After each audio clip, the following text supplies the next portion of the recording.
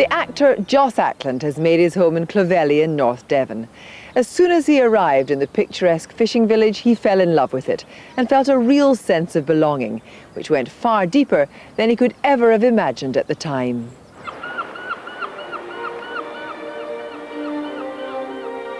This little village in Bideford Bay on the north coast of Devon is where I've lived since 1989.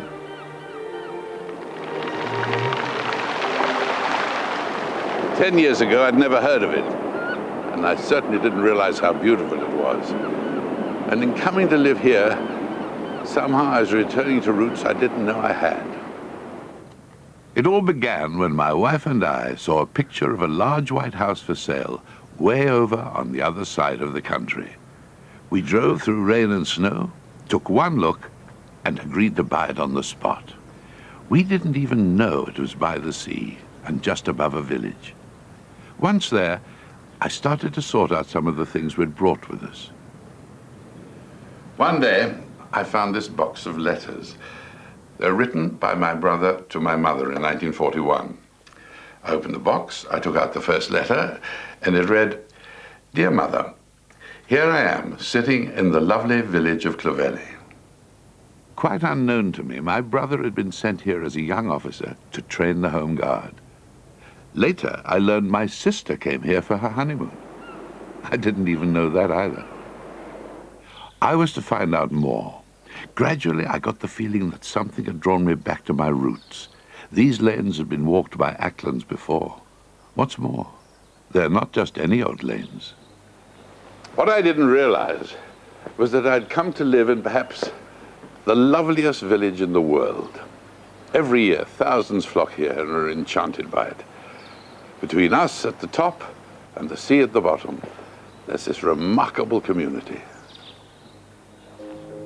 The village of Clovelly has just one street, up along, down along as it's called, which seems to run right through the houses as they tumble one on top of the other.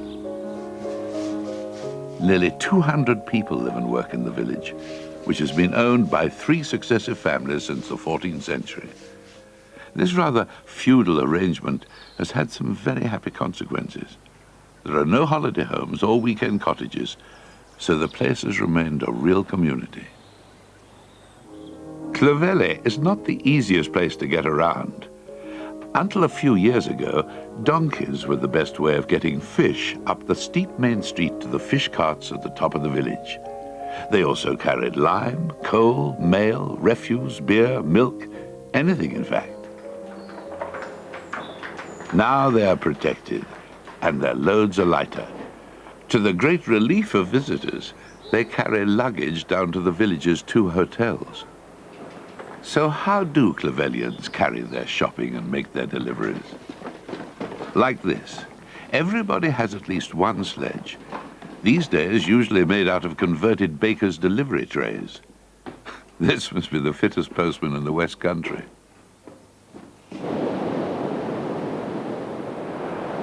When we want to be really invigorated, this is where we come. Heartland, a few miles along the coast from Clovelly. It's been lashed by the waves for millions and millions of years. It's wild, dangerous, and very exciting. This jagged coast was perfect for smuggling.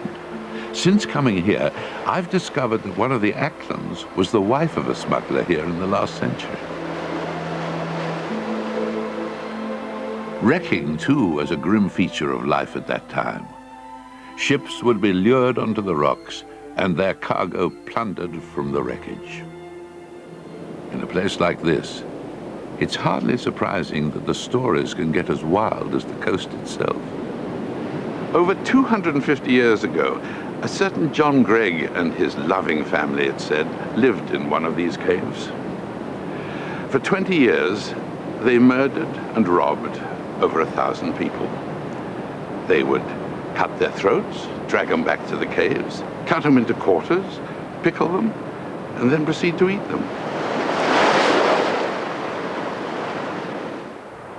Clovelly is one of the few safe landfalls along this part of the coast, and its little harbor has been its lifeline since the Middle Ages.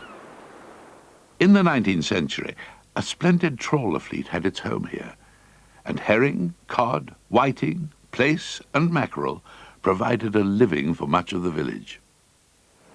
Clovelly lives by the sea and from the sea. The sea's its friend, but also its enemy. And right now the village is in mourning.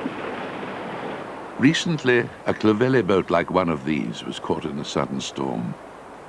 It never returned to harbour, and 2 men from the village drowned.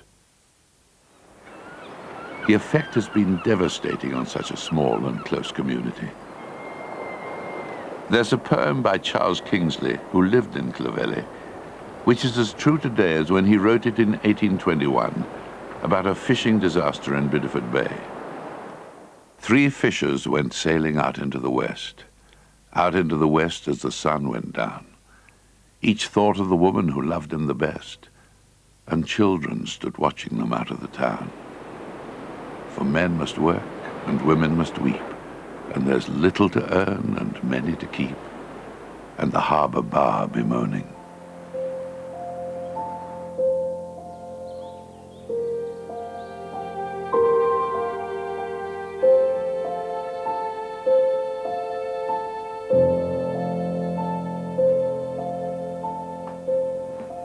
It's a community of which I feel proud to have become a part.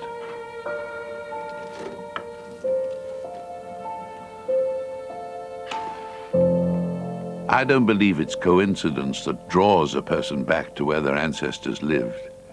Even before I knew about my family's connections with Clovelly, I felt I'd come home.